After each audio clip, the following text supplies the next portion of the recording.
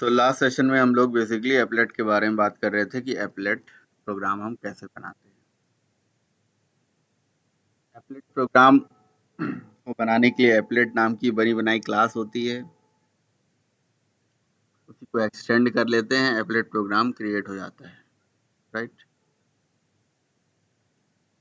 Applet के बारे में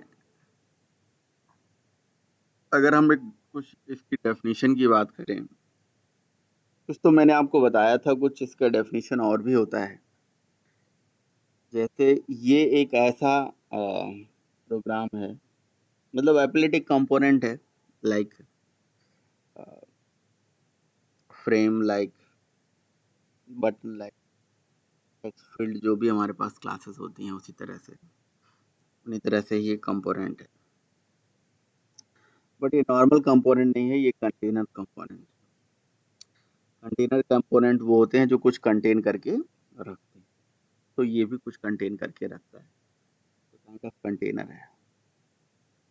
ये जावा का एक ऐसा पहला मतलब प्रोग्राम अभी आप पढ़ रहे हो, इसमें मेन मेथड नहीं होता है, तो इसलिए इसको मैनेज्ड ऑब्जेक्ट भी बोला जाता है ना।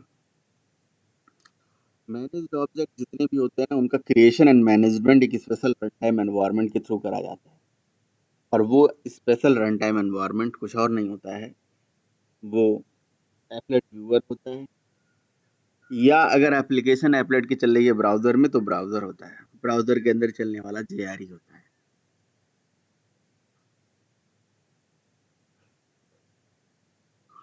एप्लेट के बारे में कुछ और भी पॉइंट है, वो ये है कि एप्लेट एक ऐसा जावा का प्रोग्राम होता है जो किसी ब्राउजर के अंदर किसी वेब पेज में एम्बेड करा दिया जाता है। और तो आप ऐसा बोल सकते हो कि applet is a small Java program which can be run over the browser and it is stored on a web page, है ना। ये वेब पेज के अंदर मतलब स्टोर, अब वेब पेज क्या होता है अभी इसके बारे में थोड़ा समझते हैं। देखिए,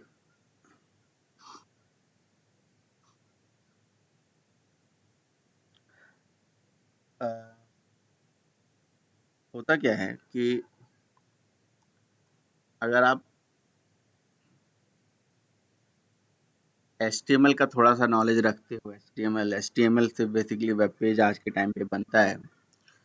अच्छा, जब HTML नहीं था ना, उससे पहले भी हमारा एप्लेट था, एप्लेट को मतलब बिना HTML से भी यूज करते थे, और इवन HTML के जगह पे वेब पेज को बनाने के लिए यूज करते थे।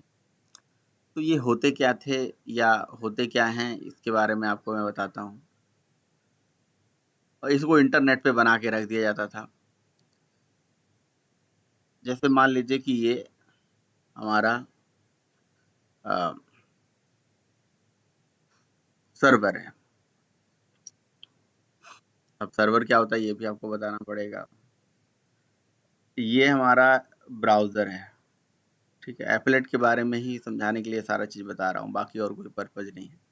ये ब्राउज़र है, ठीक है। और सर्वर और ब्राउज़र दो अलग-अलग चीज़ें हैं। ब्राउज़र वो होता है भाई जहाँ से हम पेजेस को ब्राउज़ करते हैं, जहाँ से क्लाइंट किसी एप्लीकेशन को यूज़ करता है, जैसे क्रोम ब्राउज़र हो गया, इंटरनेट एक्सप्लोरर हो गया, ये बेसिकली हमारे ब्राउज़र होते हैं, ठीक है। ब्राउज़र को हम क्लाइंट भी बोल सकते हैं।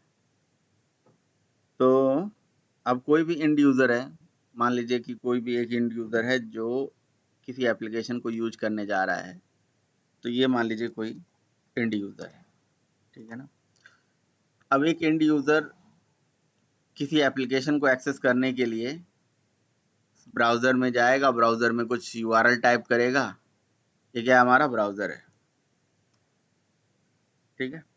और ब्राउज़र से यहाँ से कुछ यूआरएल टाइप करेगा और इंटरनेट ऑन करेगा और रिक्वेस्ट यहाँ से करेगा, ठीक है। तो जब भी ब्राउज़र ऑन करके और रिक्वेस्ट यहाँ से करता है, तो रिक्वेस्ट बेसिकली सर्वर से जाती है, ब्राउज़र से रिक्वेस्ट सर्वर पे जाती है, और आप कोई भी कुछ भी आप लिखते हो, जैसे www.facebook.com लिखते हो, www.gmail.com लिखते हो, तो ये तो बेसिकली डोमेन होता है। डोमेन को जब आप टाइप करते हो ब्राउज़र की यूआरएल में, एड्रेस बार में सॉरी, तो ये रिक्वेस्ट बेसिकली सर्वर पे जाता है। सर्वर क्या होता है? बेसिकली एक सॉफ्टवेयर होता है जो कहीं न कहीं ये इंटरनेट पे कॉन्फ़िगर करके रख दिया जाता है। ठीक है, तो इसको हम बोलते हैं सर्वर। सर्वर बेसिकली कुछ नहीं है, एक सॉफ्टवेयर ही है, काइंड ऑफ सॉफ्टवेयर। अच्छा, अब इस सर्वर के अंदर बहुत सारे वेबसाइट्स बने होते हैं, इंटरनेट प्रोग्राम्स बने होते हैं। ठीक है, तो ये मान लो ये वेबसाइट 1 चल रही है, ये वेबसाइट 2 चल रही है, बहुत सारी वेबसाइट्स होती हैं। अब वेबसाइट्स क्या होती हैं? Websites combination of web page होती हैं बेसिकली। एक सर्वर के अंदर बहुत सारी वेबसाइट चल सकती है, और ये वेबसाइट के अंदर, ये वेबसाइट 1 मान लीजिए, वेबसाइट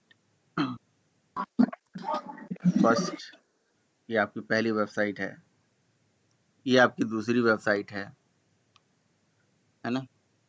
वेबसाइट 2, एंड ये हमारी वेबसाइट 3 हो गई। वेबसाइट के अंदर क्या होता है? वेब पेज, है ना? यहाँ पे इसके अंदर वेब पेजेस होते हैं, छोटे छोटे वेब पेजेस होते हैं।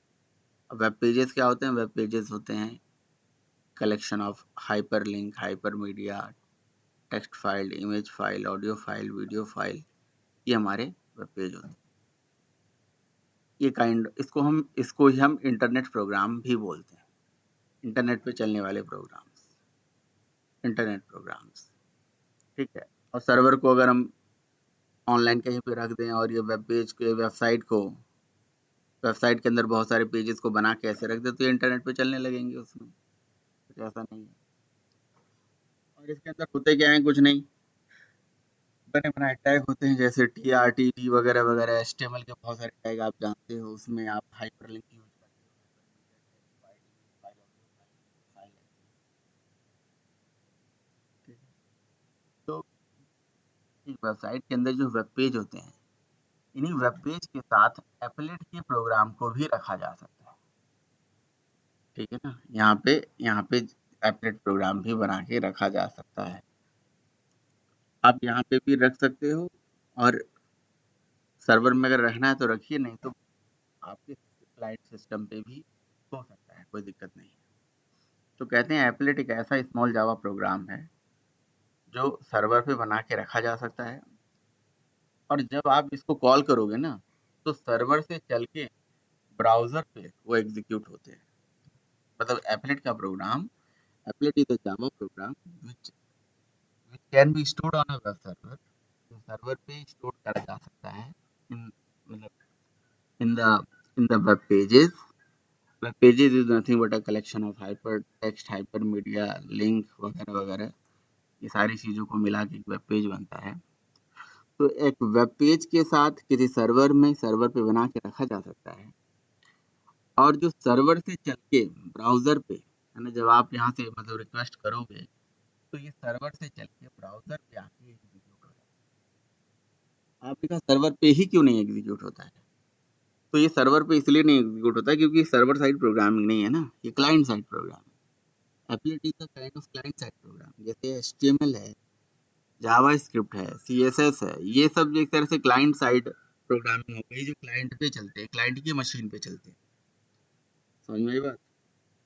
तो अगर इनको सर्वर पे बना के रख भी दोगे, तो सर्वर से चल के ब्राउजर की मशीन में, ब्राउजर पे मतलब क्लाइंट की मशीन पे ये execute। और अगर सर्वर पे नहीं बना के रखोगे और ब्राउजर पे ही चलाना चाहते हैं, तब भी ये चल जाता है, आपके सिंगल मशीन पे चला, जो कि सिंपल आप HTML के किसी टैग वैग के अंदर इसको डाल दीजिए और इसको चला दीजिए, कोई दिक्कत नहीं। तो इसलिए कहते हैं applet is a small Java program which can be run on a web server, which can be stored on a web server, but it is executed on a browser, है ना? मतलब एक ऐसा स्मॉल जावा का प्रोग्राम है जो server पे बना के रखा जा सकता है, लेकिन जो सर्वर से चल के ब्राउज़र की मशीन मतलब क्लाइंट की मशीन पे एग्जीक्यूट होता है, और करता क्या है, इसका पर्पस क्या होता है, इसके अंदर बेसिकली हम कुछ ऐसा लॉजिक लिख सकते हैं, बिजनेस लॉजिक, जो हमें अपने ब्राउजर में, सॉरी वेब पेज के अंदर हमें चाहिए। जैसे मतलब क्लाइंट साइड प्रोग्रामिंग कर सकते हो इसके अंदर, जो आप HTML में करते हो, जो आप जावास्क्रिप्ट में करते हो, जो जिस जिस पर्टिकुलर टेक्नोलॉजी में आप जो भी क्लाइंट साइड टेक्नोलॉजी में जो भी आप काम कर सकते हो, क्लाइंट साइड वैलिडेशन कर सकते हो, है ना, किसी वेब पेज के अंदर इम्बेड करा के डायनेमिक कंटेंट जनरेट करा सकते हो। अब किसी HTML पेज में अगर आपको डायनेमिकली एक कोई सर्कल बनाना है, रेक्टेंगल बनाना है, ओवल बनाना है, वो डायनेमिकली आप क्रिएट कर सकते हो।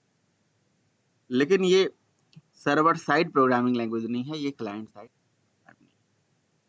It is a small Java program which can be embedded in a web page, can be stored on a web server, but it is executed on a browser। जब भी आप request करोगे तो server पे अगर होगा भी तो देखा जाएगा सर्वर पे है या नहीं, इसकी रिक्वेस्ट जाएगी और तुरंत वो क्या करेगा, इसकी रिक्वेस्ट जब जाएगी, यूजर की रिक्वेस्ट जाएगी, वहां पे अगर वो होगा तो ये आपको रिस्पॉन्स दे देगा और ब्राउजर पे आके वो एग्जीक्यूट होगा। तो फिर ब्राउजर पे एग्जीक्यूट होगा और ये जावा प्रोग्राम है, तो जावा प्रोग्राम को चलने के लिए क्या चाहिए, JRE चाहिए, जावा रन टाइम एनवायरनमेंट चाहिए। तो अगर आप ब्राउजर में इसे चलाओगे तो JRE के बिना ये एग्जीक्यूट नहीं होगा। तो JRE में प्लगइन, सॉरी ब्राउजर में प्लगइन वगैरह आपको ऐड करना पड़ेगा। पहले के ब्राउजर में तो इनबिल्ट प्लगइन आते थे। अब चूंकि जब से ये एप्लेट मतलब कह सकते हो कि इतना ज्यादा यूज में नहीं रहा, तो क्यों यूज में नहीं रहा, क्योंकि ये क्लाइंट साइड प्रोग्रामिंग कर रहा है, ये किसी वेब पेज के अंदर एम्बेड करके सर्वर से चल के ब्राउजर पे एग्जीक्यूट हो रहा है। अब ब्राउजर पे एग्जीक्यूट हो रहा है तो ब्राउजर में जारी चाहिए, जिस ब्राउजर में जारी नहीं है फिर वो चलना बंद हो जाएगा, ये भी बात है।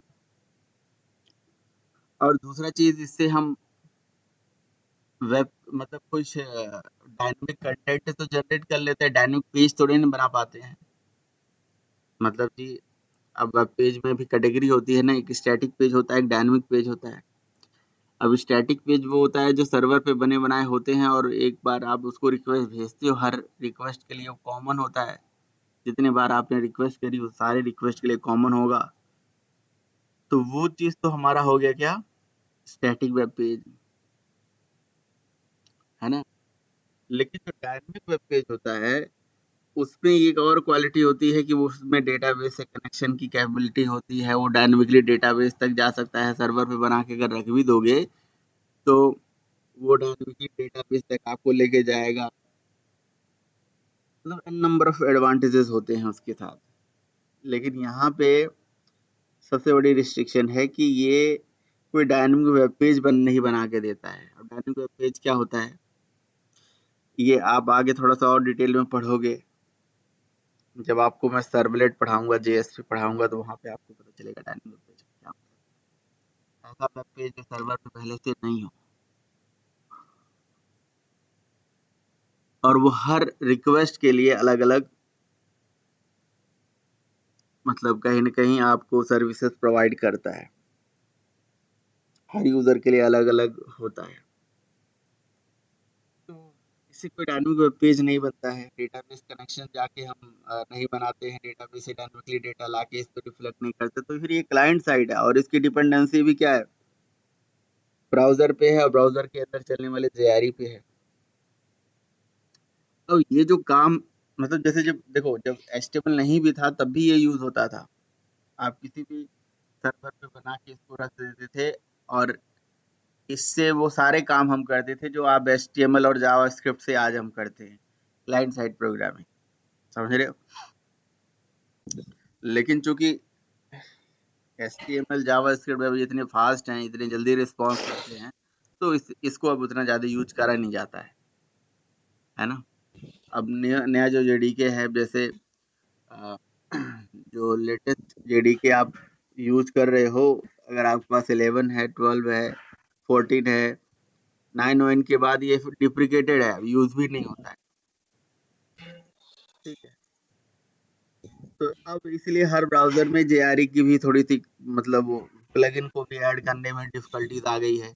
कोई ब्राउजर JRE को ऐड करने की प्लगइन अब दे भी नहीं रहा है, ऐसा भी है।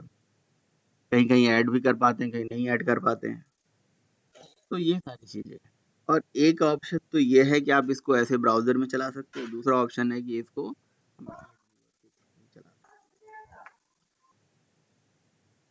सो एप्लेट एक ऐसा स्मॉल जावा प्रोग्राम है जो सर्वर पे बना के रख दिया जाता है और सर्वर से चल के ब्राउजर पे एग्जीक्यूट होता है। क्या करने के लिए? किसी डायनेमिक कंटेंट को जनरेट कराने के लिए, डायनेमिक पेज बनाने के लिए नहीं। ये तो कई लोग तो ये समझ लेते हैं डायनेमिक पेज इससे बनता है जो सर्वलेट से भी होता है। नहीं, सर्वलेट से डायनेमिक पेज बनता है। डायनेमिक कंटेंट, डायनेमिक कंटेंट का मतलब किसी वेब पेज के अंदर कोई कंटेंट डिजाइन करना है, कोई ओवल, रेक्टेंगल वगैरह वगैरह, या कुछ भी ऐसा चीज बनाना है, कोई चीज ड्रॉ करना है, वो डायनेमिकली आप कर सकते हैं। इवेंट को हायर करके अपने हिसाब से कर सकते हैं, क्लाइंट साइड प्रोग्रामिंग कर सकते हैं। तो ये होता है। ठीक है। तो इसीलिए जब इसको हम चलाते हैं तो इसको चलाने के लिए एक तरीका तो एप्लेट व्यूअर वाला है और दूसरा तरीका है कि आप इसको ब्राउजर के अंदर भी चला सकते हैं, है ना।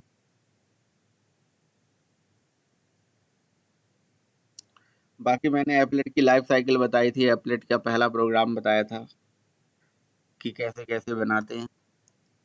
एप्लेट के प्रोग्राम को बनाने के लिए एप्लेट नाम की एक बनी बनाई क्लास होती है, उसको एक्सटेंड कर लीजिए और एप्लेट क्लास को एक्सटेंड करके बस आपको एप्लेट क्लास को एक्सटेंड करना है और कुछ नहीं करना है, आपका एप्लेट का प्रोग्राम बच जाता है।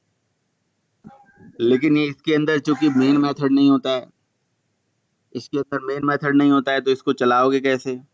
तो इसको चलाने के लिए कहीं या तो ब्राउजर के अंदर आप चला दो या एप्लेट व्यूअर करके एक टूल होता है उसके थ्रू इसे चला।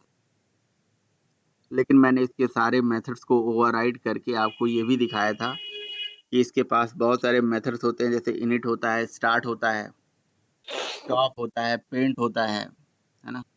तो इन मेथड्स को भी आप यूज कर सकते हो। ठीक है। तो इसके अंदर बहुत सारे मेथड्स होते हैं, उन मेथड्स को भी आप यूज कर सकते हो और मेथड्स को ओवरराइड करके अपने हिसाब से जो भी आपको लॉजिक लिखना है वो लिख सकते हो। अब जैसे इनिट मेथड है, ये क्या करता है? ये इनिशियलाइजेशन का काम करता है बेसिकली। जैसे हमारी एप्लेट क्लास का ऑब्जेक्ट बनता है तो एप्लेट क्लास का ऑब्जेक्ट बनने के जस्ट बाद, यानी कि ऑब्जेक्ट बनेगा तो कंसिडर चलेगा, तो कंसिडर के जस्ट बाद इनिट मेथड चलता है बेसिकली। ये एप्लेट को इनिशियलाइज करने के लिए होता है। तो जो भी इनिशियलाइजेशन का काम है आपको एप्लेट के अंदर करना है वो आप इस इनिट के अंदर कर सकते हैं। तो मैंने क्या करा, एप्लेट का बैकग्राउंड कलर सेट कर दिया, this dot set background colour dot here. ये पूरे लाइफ साइकिल में एक बार चलता है जब भी आप एप्लेट इनिशियलाइज कराते हो। देन एप्लेट स्टार्ट हो जाता है। स्टार्ट और पेंट ये सब मेथड जो है बार बार चलते हैं, लेकिन इनिट मेथड एक बार चलता है। इनिट मेथड है, ये इनिट ब्लॉक ना समझ लेना, जो इनिट ब्लॉक आप पहले वो अलग चीज होती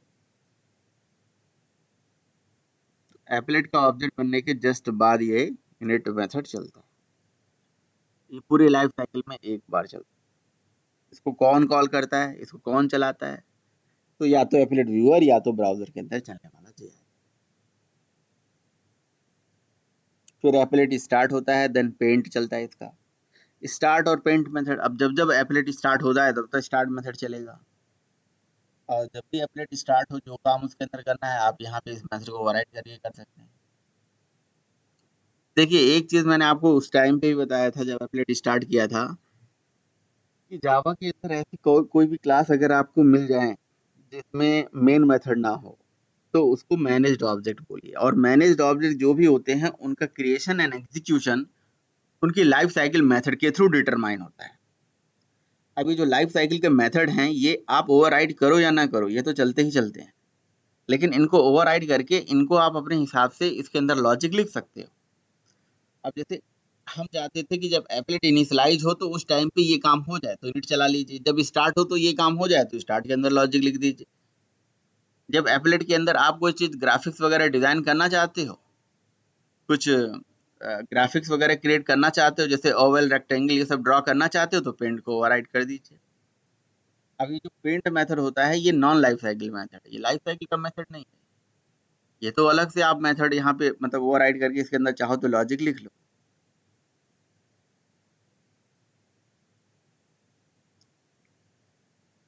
मेन इनिट स्टार्ट होता है, देन स्टॉप। जब जब एप्लेट आपका स्टार्ट होगा, जैसे आप मिनिमाइज करोगे मैक्सिमाइज करोगे, तो एप्लेट स्टार्ट होता है और फिर से स्टॉप होता है, लेकिन डिस्ट्रॉय एक बार होता है पूरी लाइफ साइकिल, है ना। तो एप्लेट के डिस्ट्रॉय होने से पहले ये डिस्ट्रॉय मेथड चलता है। तो जो भी एप्लेट के डिस्ट्रॉय होने से पहले आपको काम करना है वो डिस्ट्रॉय के अंदर डाल दीजिए लॉजिक, वो चल जाएगा। ये बेसिकली आपके डिस्ट्रॉय मेथड का।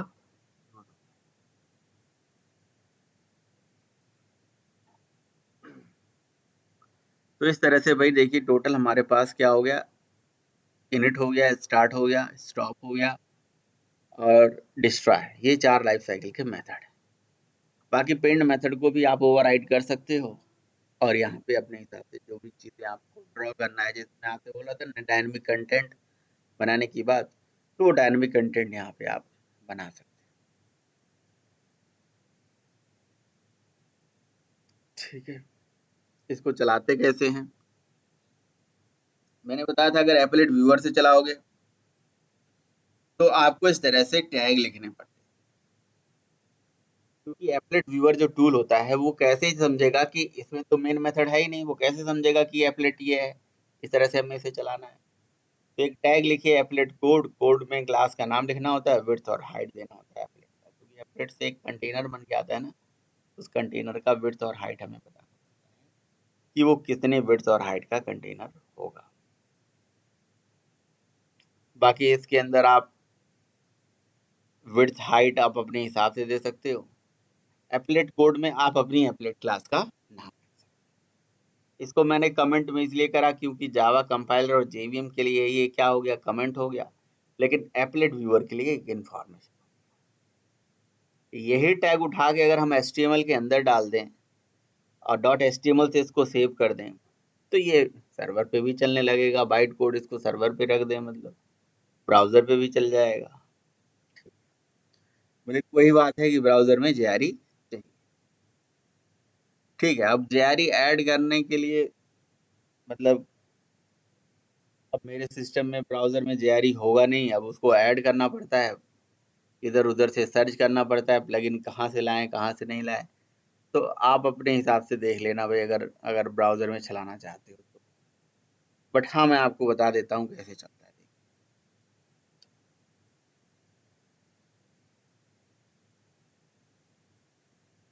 यहाँ से CMD पे गए, Java C life applet dot Java and applet viewer life applet dot Java लिख के एंटर मार। ठीक है, तो देखिए ये एप्लेट का प्रोग्राम चल के आ गया, तो ये कंटेनर ही बन के आया है। सबसे पहले इनिट चला है, मतलब ऑब्जेक्ट बनते ही कंसिडर चला है।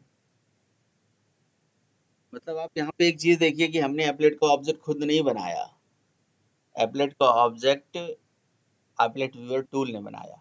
तो एप्लेट एप्लेट व्यूअर टूल के अंदर ही हमारे इस एप्लेट का मैनेजमेंट किया गया है कि इसे कैसे कैसे मैनेज करा जाएगा, इसलिए उसको मैनेज्ड ऑब्जेक्ट बोला गया है।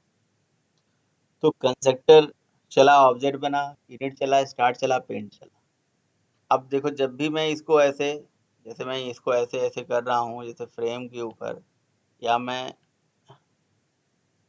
इसे बड़ा करता हूँ फिर छोटा करता हूँ, तो ये देखो पेंट मेथड बार बार चल रहा है।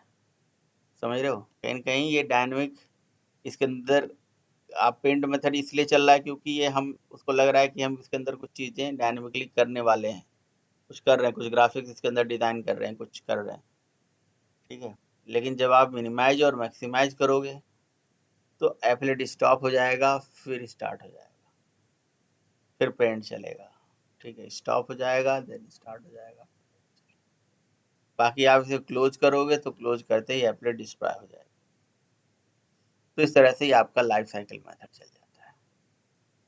अगर इसी को, इसी लाइफ एप्लेट जावा को मैं एक एचटीएमएल बनाऊं, जैसे मैंने एचटीएमएल पेज यहाँ बना रखा है, देखिए एचटीएमएल पेज बनाऊं और एचटीएमएल पेज में बॉडी कलर और वही एचटीएमएल का कोड जो है यहाँ पे डाल दूं और अपनी एप्लेट क्लास का नाम लिख दूं और इसको डॉट एचटीएमएल से सेव यहाँ ब्राउजर में वैसे भी करके सिस्टम में चला सकते हो, या इसको सर्वर पे रख दूं और बाइट कोड भी सर्वर पे रख दूं।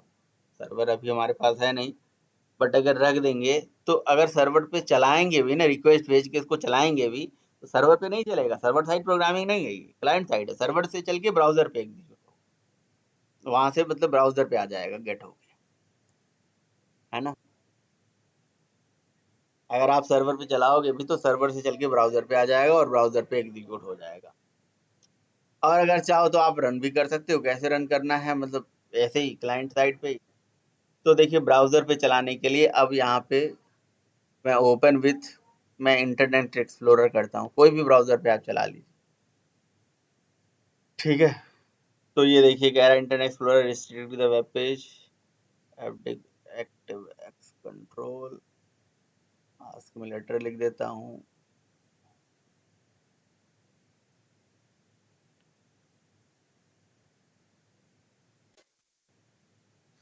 अब यहाँ पे ये, अब देखो यहाँ पे ये प्लगइन खोज रहा है, इसको नहीं मिल रहा है ना, कहीं न कहीं अब मुझे डालना पड़ेगा ये प्लगइन। अब मैंने सिस्टम में अब यहाँ पे क्लासिक प्लगइन डालते हैं, अलाउ ब्लॉक कंटेंट करते हैं, ओके करते हैं।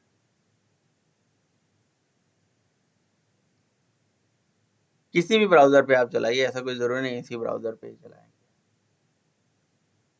है ना।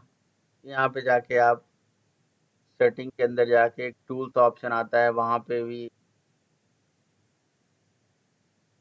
About internet explorer, sorry sorry,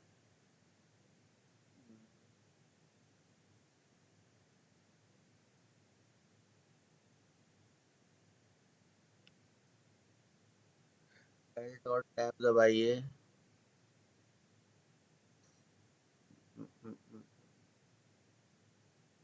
एक मिनट, सर सेटिंग में है। एल्ट और टी दबाने से ना टूल्स ऑप्शन आ जाता है। एल्ट और टी दबाने से ये टूल्स ऑप्शन आ जाता है। टूल्स के अंदर देखिए ये इंटरनेट एक्सप्लोरर ऑप्शन आ जाता है। फिर यहाँ से प्राइवेसी, सिक्योरिटी, कंटेंट, कंटेंट में जाके यहाँ से आप गूगल पे इसको सर्च करना पड़ेगा कि कैसे हम इसके अंदर जेआरई ऐड करें। ये काम मैं आपको ही देता हूँ, आप इसे कर लो। पहले पता है यहाँ पे भी एक ऑप्शन आता था, यूज जावा रन टाइम एनवायरनमेंट ऐसे करके यहाँ दिखता था, ठीक है। किसी ने किया था, चलो किया था नहीं किया था, अगर कर लेंगे तो अच्छी बात है, ठीक है। नहीं तो इसमें कुछ ऐसा है नहीं चीज़ की जी जो बहुत इम्पोर्टेंट है, जिसके बिना काम नहीं चलने वाला है ना।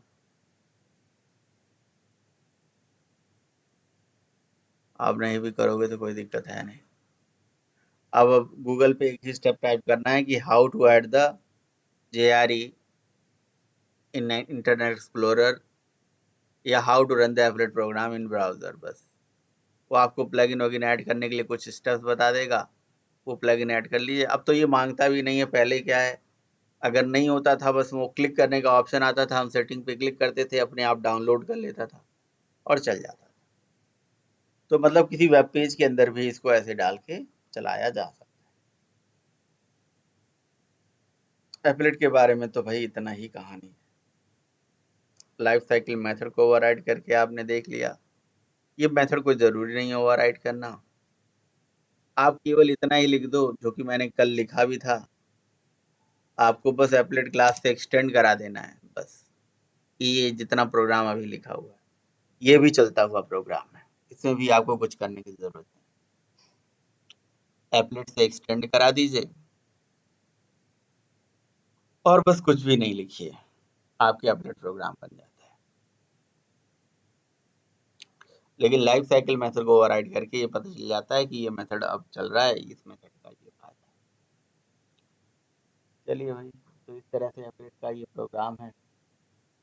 एप्लेट कोई उतना बहुत ज़्यादा यूजफुल चीज़ नहीं है, लेकिन हाँ, जनरल नॉलेज इसका होना चाहिए कि ये होता है। बाकी एप्लेट के अंदर भी इवेंट फायर करा सकते हो, एप्लेट के अंदर इमेज डिस्प्ले करा सकते हो। ये सब प्रोग्राम मेरे पास पड़े हुए हैं कि एप्लेट के अंदर, अब एप्लेट के अंदर इमेज कैसे ड्रॉ करना है, क्या इमेज कैसे दिखाना है, तो पेंट मेथड के अंदर आपको गेट कर लेना है जो भी पिक्चर वगैरह ड्रॉ करना है। अब आप यहाँ पे देख लो मैंने क्या करा है, कुछ नहीं, get image, get image method होता है। जो आपको इमेज ड्रॉ करना है उसका नाम दे दीजिए। ये इमेज मेरे सिस्टम में पड़ा हुआ, इसमें दो पैरामीटर आता है, इमेज का नाम और उसके बाद एक डॉक्यूमेंट बेस टाइप का, उसके लिए गेट डॉक्यूमेंट बेस मेथड होता है। चला दिया, जिसे डॉक्यूमेंट बेस उसे मिल गया। और यहाँ पेंट मेथड के अंदर देखिए, ड्रॉ इमेज करके एक मेथड होता है जिसमें पिक्चर चाहिए होता है और पिक्चर इमेज टाइप का होता है। और इमेज का ऑब्जेक्ट देखिए हमने इनिट के अंदर इसीलिए गेट कर लिया। देखो इसको इनिट के अंदर क्यों लिखा हमने, ये इनिट के अंदर इसलिए लिखा क्योंकि ये एक बार चलेगा। अब जैसे ही हमारे एप्लेट का ऑब्जेक्ट बनेगा, जैसे एप्लेट इनिशियलाइज होगा, मैं चाहता था कि इमेज का जो ऑब्जेक्ट है वो हमें मिल जाए, है ना। तो वो गेट इमेज मेथड से हमने इमेज का ऑब्जेक्ट ले लिया, और जो ड्रॉ इमेज मेथड है उसको इमेज चाहिए था, इमेज टाइप का पैरामीटर लेता है, विड्थ हाइट लेता है, करंट ऑब्जेक्ट लेता है, इमेज ड्रॉ हो जाएगा।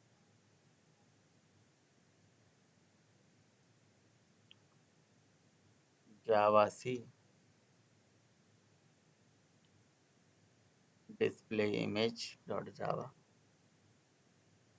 और एप्लेट व्यूअर,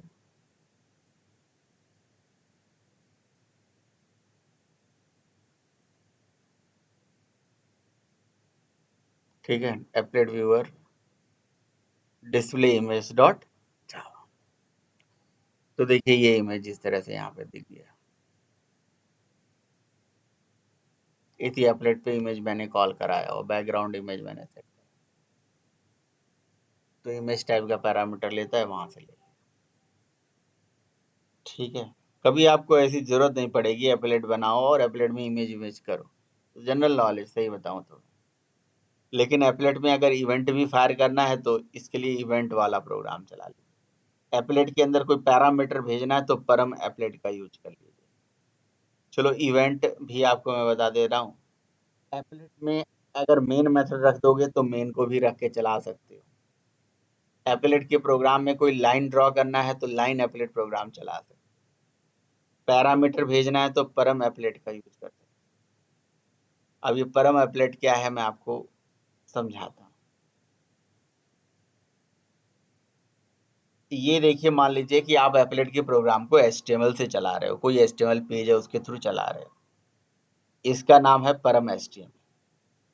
इस HTML को हम यहाँ से ओपन करते हैं, और इस HTML में मान लीजिए हमने एप्लेट का नाम दे दिया कि एप्लेट है, ये चल जाएगा, विड्थ दे दी, हाइट दे दी। अब इसी एप्लेट के साथ हम कोई पैरामीटर मान लीजिए मैंने भेज दिया जिसका नाम है P1, और वैल्यू है हाई, तो कोई पैरामीटर ऐसे भेजा जाता है एप्लेट के अंदर। ये एप्लेट, जैसे एप्लेट टैग होता है ऐसे ही परम टैग होता है पैरामीटर भेज। ठीक, कि मतलब आपने एप्लेट जहां से रन कर रहे हो वहां से कुछ पैरामीटर एप्लेट तक पहुंचाना चाहते हो, परम नेम परम वैल्यू। अब इसी नेम के हिसाब से इस वैल्यू को गेट करने के लिए इस एप्लेट में क्या कोड होता है, एक लाइन का कोड होता है। आप अपने एप्लेट में दिस डॉट गेट परम लिख दीजिए। दिस डॉट गेट परम, दिस मतलब जी एप्लेट क्लास का ऑब्जेक्ट, मतलब एप्लेट के चाइल्ड क्लास का ऑब्जेक्ट। क्योंकि हमारी क्लास एप्लेट को एक्सटेंड कर रही है तो एप्लेट का फीचर उसी के साथ है। तो बस get dot this, this dot get param में परम का नाम ये P1 क्या है, वो परम का नाम है जो HTML में लिखा हुआ था। आपको जरूरी नहीं वहां से पैरामीटर भेजो, आप एप्लेट व्यूअर से भी भेज सकते हो, नीचे एप्लेट व्यूअर होगा तो उसमें भी परम नेम परम वैल्यू लिख के भेज दो, आ जाएगा।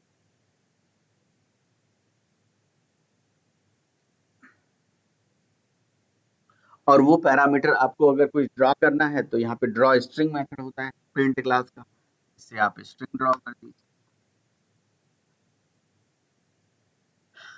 बस ये होता है पैरामीटर बनाना। अगर आप नहीं कुछ पूछेंगे तो मैं मान के चल रहा हूँ सब आपको समझ में आ रहा है, पूछेंगे तो मैं बता दूंगा, नहीं पूछेंगे तो कुछ नहीं, मैं मान के चलूंगा सब समझ में आ रहा है।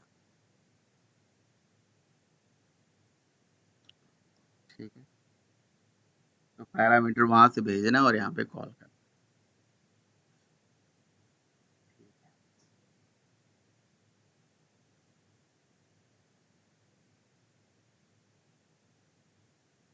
इसके बाद ये देखिए syntax to embed applet in HTML, ये सिंटैक्स होता है HTML में एप्लेट को एम्बेड करने का। एप्लेट, फिर एप्लेट कोड, फिर क्लास फाइल का नाम, डायरेक्टरी का नाम, जार फाइल का नाम, विड्थ, हाइट, नेम, परम भी दे सकते हैं, ये लिखा हुआ है। हम्म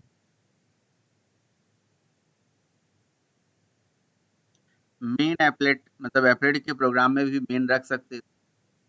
ये देखिए एप्लेट का प्रोग्राम बनाया, इसे मेन मेथड बना दिया, तो कोई दिक्कत नहीं है। अगर एप्लेट के प्रोग्राम में मेन मेथड बना दोगे तो बना दीजिए, एप्लेट व्यूअर उसे नहीं चलाएगा, आपको खुद ही कॉल करना पड़ेगा। तो मैंने पेंट मेथड में उसको खुद ही कॉल किया है। अगर जावा नाम के टूल से इसे चलाने लगोगे मेन मेथड रख के, फिर वो तो नॉर्मल क्लास की तरह इसको बिहेव कराने लगेगा।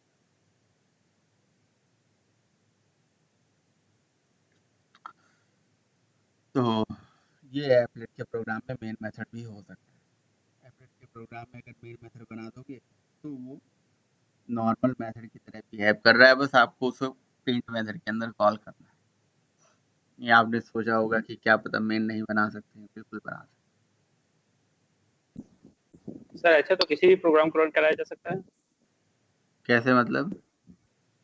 जैसे मेन का हमारा कोई भी प्रोग्राम बना हुआ है, हम्म सपोज दैट जैसे कैलकुलेटर ही बना है। हम्म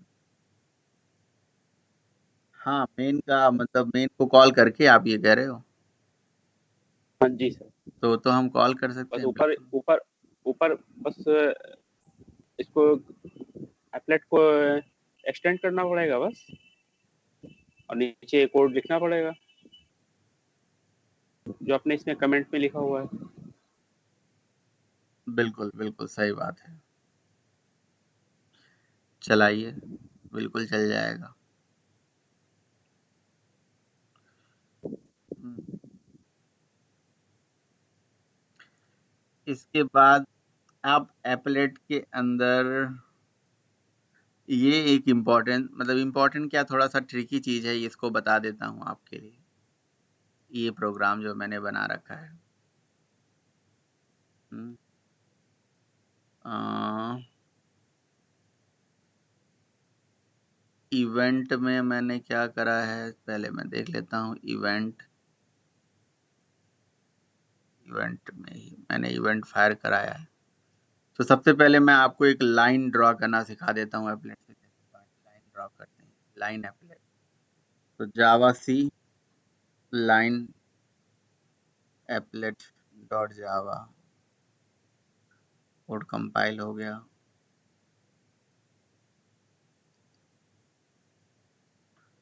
एप्लेट व्यूअर है ना, लाइन एप्लेट डॉट जावा, कुछ नहीं है, बस यहाँ पे एक एप्लेट का प्रोग्राम चला के उसमें देखिए मैं इस तरह से लाइन अगर ड्रॉ कर रहा हूँ, ये मतलब कोई डायनामिक कंटेंट बना रहा हूँ तो बना सकता हूँ। मतलब मैंने क्लोज कर दिया, फिर से ओपन कर, मतलब मैं एप्लेट के थ्रू, ये देखिए मतलब ये मैंने पहला लाइन ड्रॉ कर दिया, ये दूसरा लाइन ड्रॉ कर दिया, तीसरा लाइन, इस तरह से मैंने इसमें इवेंट फायर कराया हुआ है और कुछ नहीं। ये जो लाइन मैं ड्रॉ कर रहा हूँ, ये मैंने ड्रैग कर रहा हूँ, ये देखो, ये ड्रैग कर रहा हूँ यहाँ से,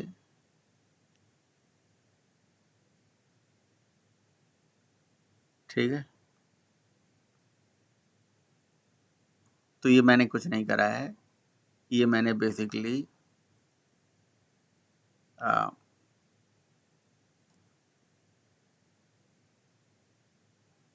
पेंट मेथड के अंदर लाइन ड्रॉ करवाया हुआ है।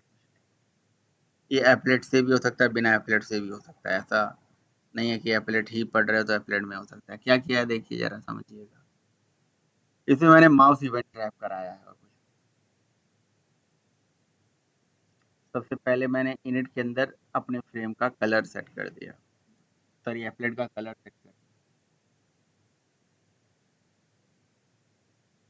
और एक एडाप्टर बनाया हुआ है नीचे देखिए, जिसका नाम है लाइन लिस्नर। और लाइन लिस्नर एक क्लास है हमारी खुद की यूजर डिफाइंड क्लास, जिसमें मुझे माउस इवेंट ट्रैप करना था। तो चूंकि माउस इवेंट ट्रैप करना था, इसलिए मैंने माउस एडाप्टर से एक्सटेंड करा था। लिसनर क्लास तो बनाना पड़ता है, एडाप्टर को एक्सटेंड करके या लिसनर इंटरफेस को इम्प्लीमेंट करके। इसका मेथड है माउस प्रेस्ड, माउस रिलीज्ड, है ना, माउस, और भी बहुत सारे मेथड है। तो जब माउस प्रेस्ड हुआ, मैंने माउस प्रेस किया, उस टाइम पे जो इवेंट आपको करना है वो यहाँ लिखिएगा, जो माउस रिलीज किया जो इवेंट करना है यहाँ लिखिएगा। तो मैंने करा क्या, जब माउस प्रेस किया, अब जैसे मुझे कोई लाइन ड्रॉ करना है एप्लेट के अंदर, ये एप्लेट में ही नहीं, वो आपके AWT वाले फ्रेम में भी हो सकता है। तो अब जैसे मैंने यहाँ माउस प्रेस करा, तो जब मैंने माउस प्रेस करा, तो उस टाइम पे हमारे उस पर्टिकुलर माउस का एक्स कोऑर्डिनेट और वाई कोऑर्डिनेट क्या था, वो गेट कर लिया गया। उसके लिए माउस इवेंट का ही मेथड होता है get X and get Y. उसको मैंने दो x1 और y1 वेरिएबल में संभाल के रखा। तो जब मैं प्रेस किया तो एक्स वाई ले ली, जब रिलीज किया तो एक्स वाई ले ली, समझ रहे हो। देखो, प्रेस के टाइम पे एक्स वाई गेट कर लिया और रिलीज के टाइम पे एक्स वाई गेट, और उसके बाद पेंट मेथड चला दिया रिलीज के टाइम पे। फोर्सफुली पेंट मेथड को खुद ही हमने कॉल कर लिया,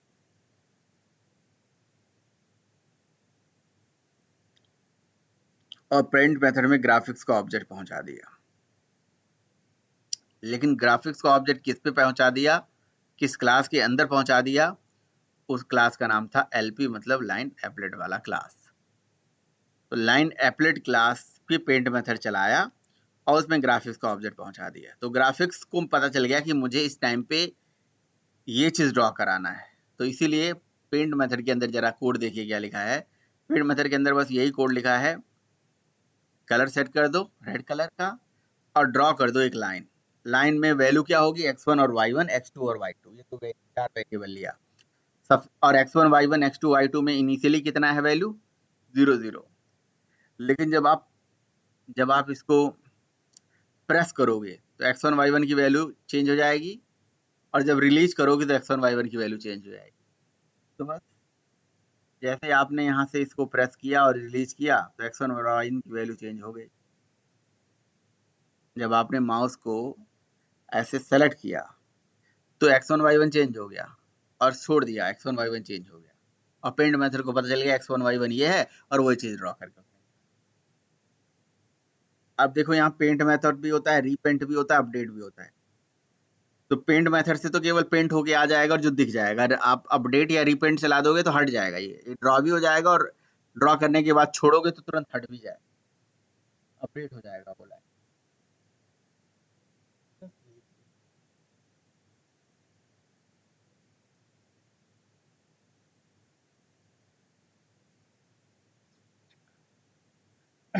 जो चीज नहीं समझ में आ रही है आप पूछ लीजिए, नहीं आ रहा है तो मैं बता दूंगा,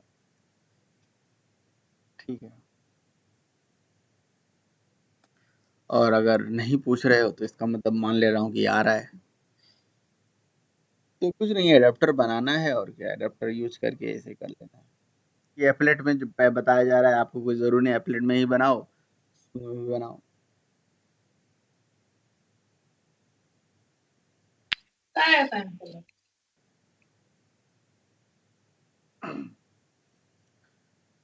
ठीक है भाई, आप तो नहीं बोल रहे हैं, बट आपके पड़ोसी या आपके अगल बगल कोई है, वो बोल रहा है कि हमसे नहीं पूछना है कुछ। उन्होंने कहा ठीक है भाई, नहीं पूछना है तो आगे बढ़ते हैं, नहीं पूछना, बट हाँ पूछना है तो बिल्कुल पूछिए। अब मैं आपको एक और चीज दिखाने जा रहा हूँ, जिसका नाम है इंटर एप्लेट कम्युनिकेशन। मतलब मैं एप्लेट में, एक एप्लेट पे कोई चीज ड्रॉ करूंगा, वही चीज दूसरे एप्लेट में दिखने वाली है, ऐसा होगा। तो javac event applet one dot java compile कर लिया, javac event applet two dot java इसको भी कंपाइल कर लिया। अब हमने लिखा जी एप्लेट व्यूअर और इवेंट एप्लेट वन को जब मैंने रन करा, तो इवेंट एप्लेट वन को रन करते ही दो दो एप्लेट का प्रोग्राम चल गया। देखिए दो दो विंडो आ गई, क्योंकि दो एप्लेट के प्रोग्राम चले। यहाँ कुछ नहीं है, दो बार कॉल कर दिया गया होगा, और क्या, एप्लेट व्यूअर के अंदर दो एप्लेट्स को कॉल कर दिया गया होगा। एक का नाम है इवेंट एप्लेट वन और एक का नाम है इवेंट एप्लेट टू, दोनों का टाइटल ऊपर लिखा है। अब देखो इसमें मैं कोई लाइन ड्रॉ करने जा रहा हूँ, तो देखो पड़ोसी वाले में भी लाइन ड्रॉ हो रहा है। ये देखो, ये देखो, यहाँ पे पता है कौन सा मेथड चला है? यहाँ पे चला है बेसिकली रीपेंट मेथड चला है। तभी ये पेंट वाला जो मैं कर रहा हूँ वो पुछला वाला हट जा रहा है। यहाँ से अभी जैसे मैंने इधर से लाइन ड्रॉ करा तो वो हट गया, फिर से इधर से लाइन ड्रॉ करा तो वो पुछला हट गया। एक एप्लेट में जो काम कर रहे हैं दूसरे एप्लेट में वो दिख रहा है। इसको बोलते हैं इंटर एप्लेट कम्युनिकेशन। एक एप्लेट दूसरे एप्लेट से कम्युनिकेट कर, कैसे कर रहा है भाई, इसको जरा समझ लेते हैं। पहले तो आपको मैं वो कोड दिखाता हूँ जिसको चलाने से दोनों एप्लेट चल गए थे। वो ये कोड है, दोनों को एक बार में ही कॉल कर दिया गया, बस और कुछ नहीं। और लाइन ड्रॉ करने की बात रही, तो वो तो यही है कोड है जो मैंने आपको अभी, वही सेम कोड है जो अभी पिछले कोड में, पिछले में जो मैंने आपको लाइन एडाप्टर वगैरह बनाना सिखाया था, वही कोड है लाइन ड्रॉ करने के लिए। बट यहाँ पे देखो रीपेंट मेथड चल रहा है पेंट के जगह पे, रिलीज के टाइम पे। अब लेकिन यहाँ पे बात यही आ रही है कि जी एक अपलेट पे जो काम कर रहे हो वो दूसरे पे कैसे दिख जा रहा है, वही बात है, वही समझना है। तो ऐसा ऐसे इसलिए हो रहा है क्योंकि जो दूसरा एप्लेट है उसका नाम हमने यहाँ पे दे रखा है, देखिए जरा। पहले वाला एप्लेट ये है, उसका नाम मैंने दे दिया ऐप टू, दूसरा वाले एप्लेट का नाम। पहले का भी नाम दे सकते हो आप, नाम देना है, लॉजिकल नेम है ये। तो मैंने बस क्या कर लिया, ये वाली लाइन लिखी है, एक सिंगल लाइन है जो आपको, दो लाइन से आपको समझाना है। This dot get applet context, get applet context एक एप्लेट का ही मेथड है। ये क्या करता है कि जो हमें एप्लेट कॉन्टेक्स्ट का ऑब्जेक्ट देता है। एप्लेट कॉन्टेक्स्ट क्या होता है बेसिकली, एप्लेट का वो सिंगल ऑब्जेक्ट जिसमें, जिसके अंदर से सारे एप्लेट चलते हैं। कॉन्टेक्स्ट का मतलब होता है बेसिकली वो एरिया जहां से सारे एप्लेट चलते हैं। जैसे मेरे सिस्टम में कितने एप्लेट चल रहे हैं, दो। तो दोनों एप्लेट एक ही कंटेक्स्ट के अंदर से चल रहे हैं, एक ही प्रोसेस के अंदर से चल रहे हैं, जिसको एप्लेट कंटेक्स्ट बोला जाता है। कोडिंग पॉइंट ऑफ व्यू से एप्लेट कंटेक्स्ट कोई एब्स्ट्रैक्ट क्लास या कोई इंटरफेस होगी, समझ रहे हो?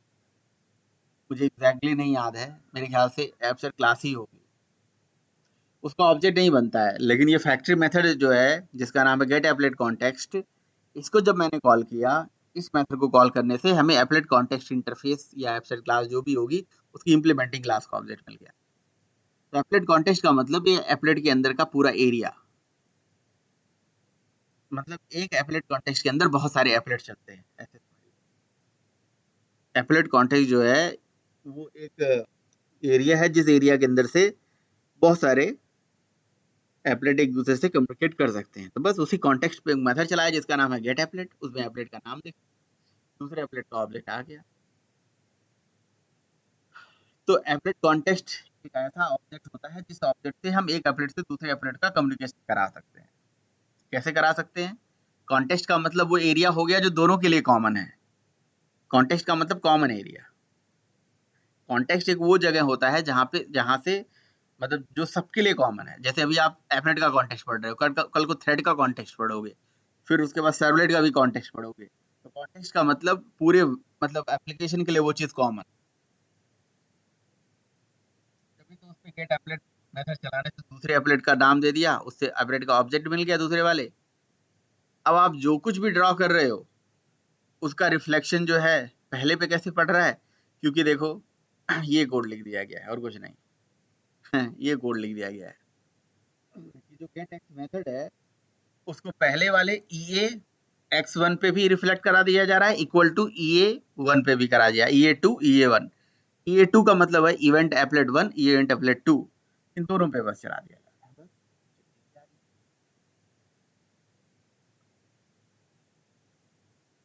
इसे दोनों पे रिफ्लेक्ट कर जा रहा है।